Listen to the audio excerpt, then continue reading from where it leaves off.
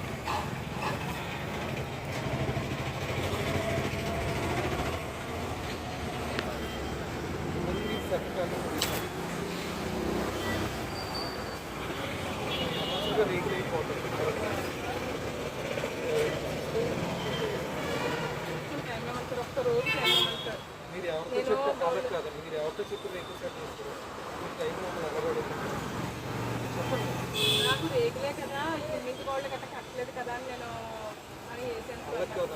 మీరు రేగుల సైడ్ ఉంచుకోవడంలో అడిగారు. నువ్వు వెనక్కి వెళ్ళిపోతావు కదా మరి చెప్పాను ఏం చేసుకో నువ్వు రిమూవ్ చేయాలని అలాగే కావాలని ఎన్ఫోర్స్మెంట్ చేయడానికి అయితే మీ అందరినీ తీసుకుంటే రేగులుగా వస్తాయి కానీ తీసేయడం అయితే తీసేయాలి. అదేంటి కొంచెం టైం ఇవ్వండి సార్. టైం అయితే చెప్తున్నాను వీలైతే ఈరోజు సాయంత్రం సార్ నేను అప్పు చేసుకుంటాను సార్, కొంచెం నాకు టైం ఇవ్వండి సార్. ఇప్పుడు వేరేది చెప్పగలుగుతారు. ఆల్రెడీ కాలంలో ఎన్ఫోర్స్మెంట్ అంటే మాత్రం ఏ దగ్గర ఎవరైనా పర్మిషన్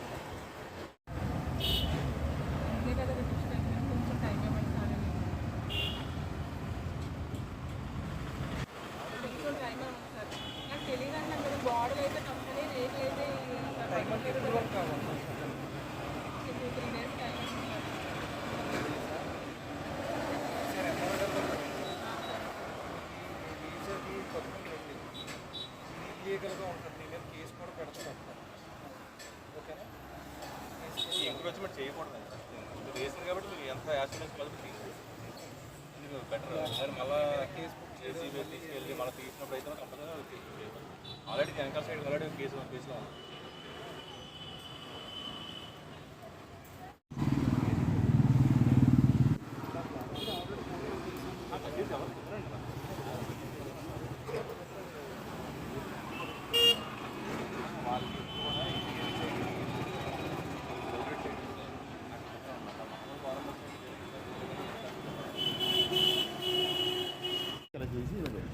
ఈ ఫ్రంట్ ఇక్కడ వరకు అక్కడ వరకు అది చెరువుకు మొత్తం ఆ కాలం పూర్తి కప్పేశారండి వీళ్ళు.